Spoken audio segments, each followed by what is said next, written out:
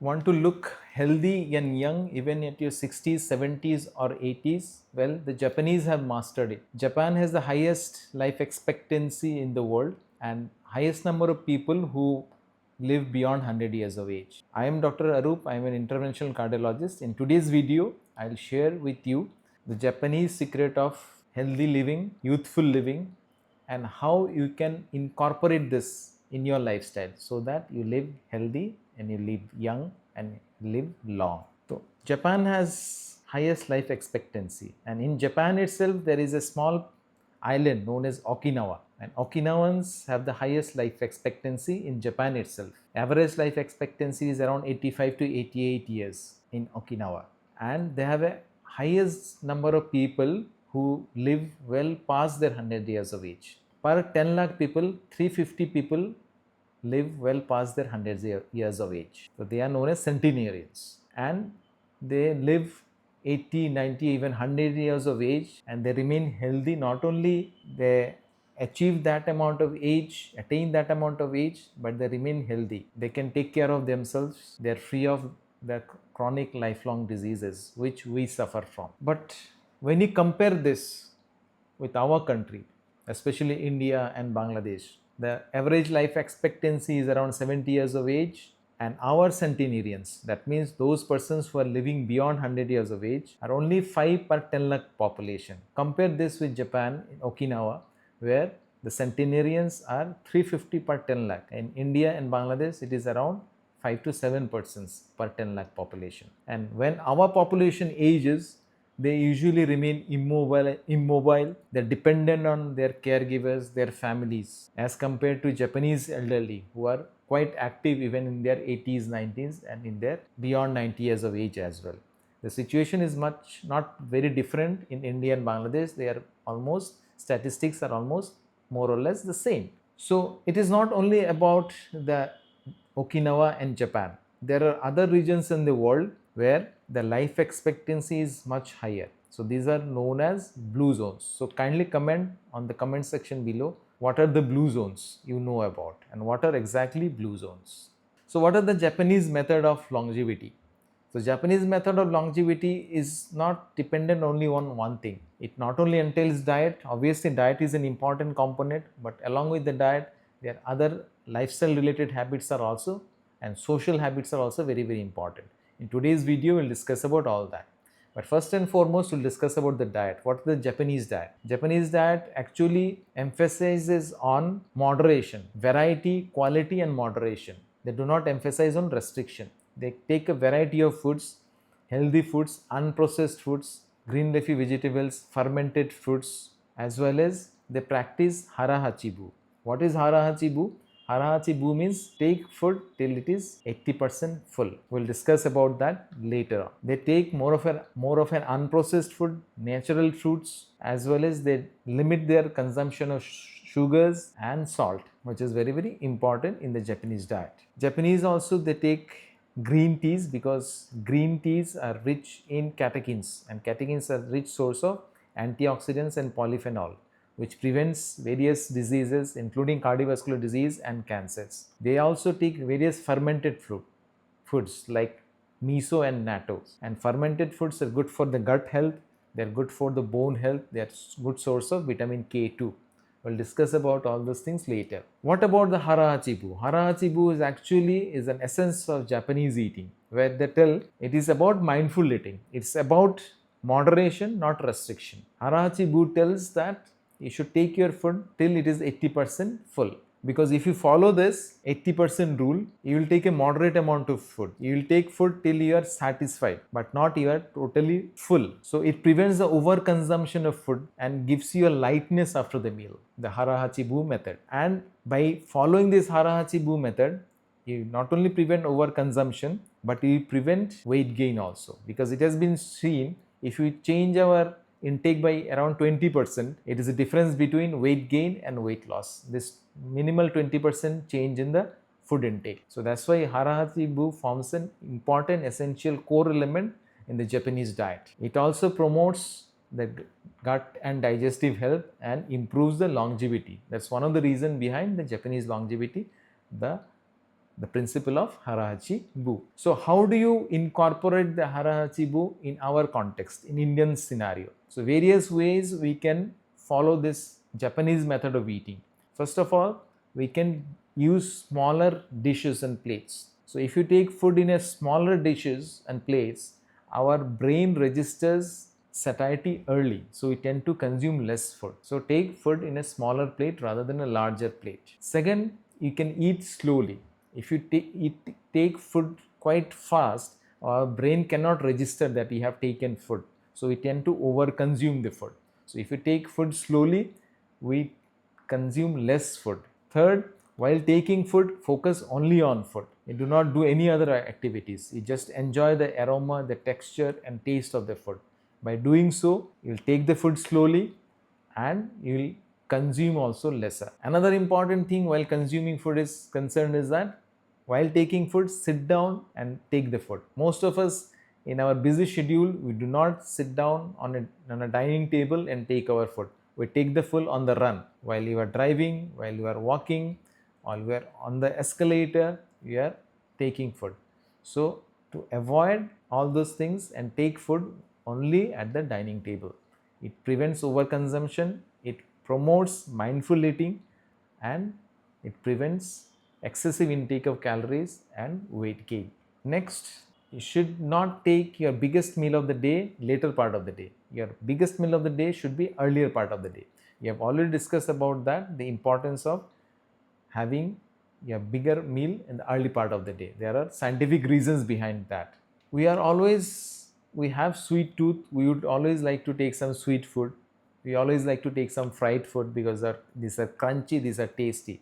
But try to hide all those sweet foods or fried foods or packaged foods which we crave sometimes, and hide this behind the refrigerator, towards the end part of the refrigerator, or put it in some other behind the closet, so that you do not have the access, always easy access. And last but not the least is to make the food bigger. How do you make the food bigger? Suppose you want to take khichdi, so you add lots of vegetables, seasonal vegetables into it, so that your plate will look bigger and you will get the satiety much earlier. So these are the ways where we can practice the Japanese method of hara-hachi-bu, where we consume less, you have moderation, and we can gain benefit out of it. And the core component of the Japanese diet actually is they take more of a plant rich food, where they have lots of fresh fruits and vegetables, they take fermented foods, they take beans, they take tofu. They limit their intake of animal protein, especially the meat,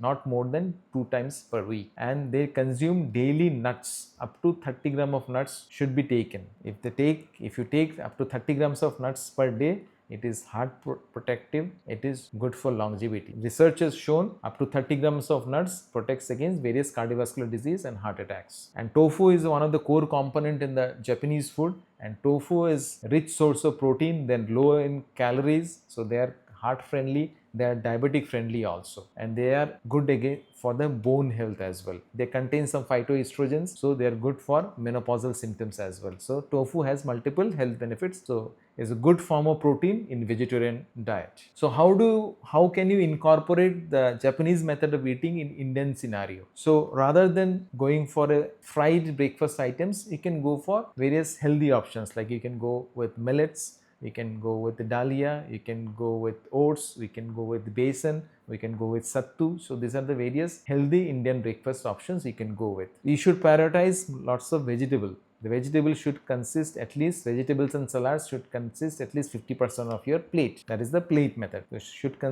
Your diet should consist of lots of fresh fruits and vegetables, so it should be at least 50% of your plate. And you should include animal protein, especially in the form of fish. Japanese meal is rich in fish, and fish contains various healthy substances like omega-3, which gives a heart protection. It is good for our brain, good for our eyesight, decreases the triglycerides, decreases the inflammation of our body. And fish rather should not be fried, because if it is deeply fried, this beneficial effect is lost. So rather than, it should be either grilled or steamed, or you should make a light curry with that. So that's how you can consume fish daily in your diet. You should take fermented foods, like Japanese take natto or miso, the fermented foods. Indian context, you can take something like dosa or you can take idli, or you can take dokla. So these are the fermented fruits, or you can take yogurt if it is available, and curd. So these are the fermented fruits you can take, because fermented fruits are good for your gut, good for your health. And regarding the snacking, you should go for healthy snacking rather than taking packaged fruits or bakery items. You should go for unsalted nuts, or you can go with the sprouts, or you can go with the green tea. So these are the healthy snacking you can go for. So these are the ways you can incorporate Japanese way of eating into your own diet. So apart from the diet, Japanese, they go for natural movement. So they always go for healthy walking all throughout the day. So not only walking, because walking keeps you healthy, it keeps you motivated, it energizes your brain, and along with the walking, daily walking, they also go for some core strengthening exercise in yoga, because core strengthening exercise should be done at least twice a week, which core strengthening exercise strengthens your core, and thereby that decreases the risk of fall. And fall is one of the major risk factor behind the fracture in the elderly. So if you should go for a core strengthening exercise as well as yoga. Yoga not only increases your core strength but also increases the joint flexibility, decreases the back pain. So core strengthening exercise, yoga, daily walking should be part of your routine exercise. You need not go to a gym to be healthy. If you go for a walk daily, go for a yoga or pranayama and core strengthening exercise, it will give you tremendous health benefit. So what are the practical ways to go for low intensity exercise in your life? Rather than going for the lift, you take the stairs. You inconvenience yourself by taking the stairs.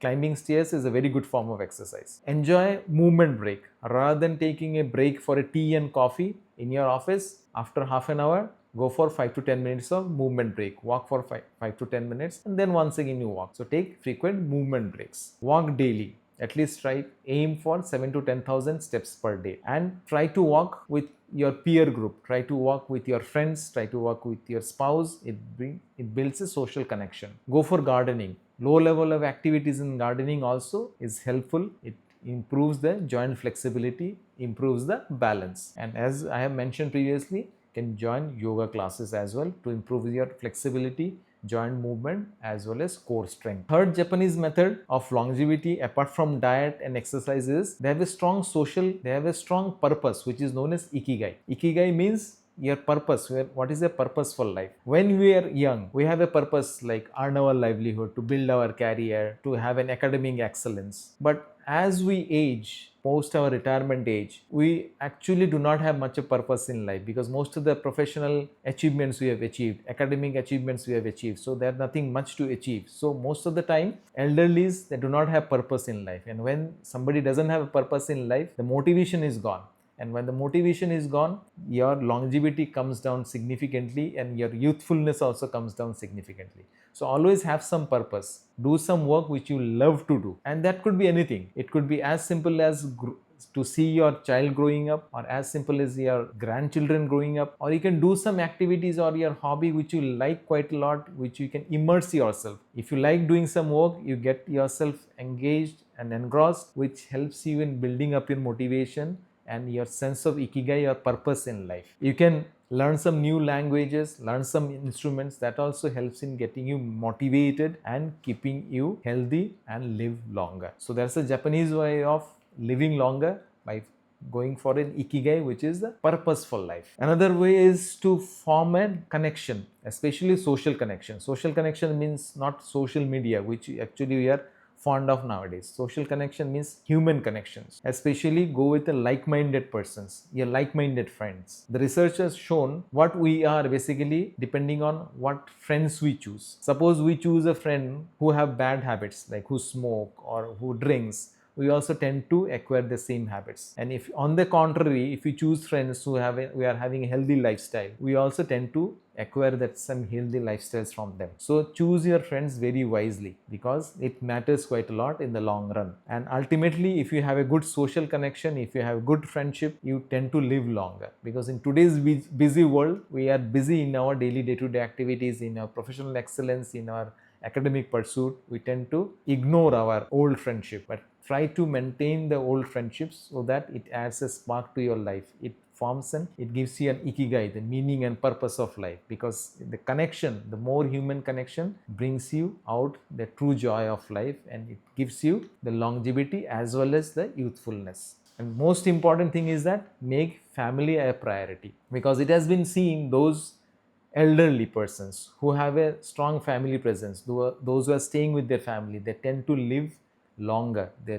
tend to live healthy, and they usually stay younger compared to an elderly who stays isolated without family. So form a strong family connection. Invest yourself to have a connection with your parents, invest yourself having a connection with your spouse, invest yourself having a connection with your children also, because ultimately this investment will help you out in the long run to live a healthy, fulfilling and youthful life. And make it a routine to have a family dinner, because on a family dinner, on a dining table, you exchange the thoughts and you de-stress yourself, and thereby you tend to have a more youthfulness and vigor and vitality in life. And make it a point to have an annual family vacation as well.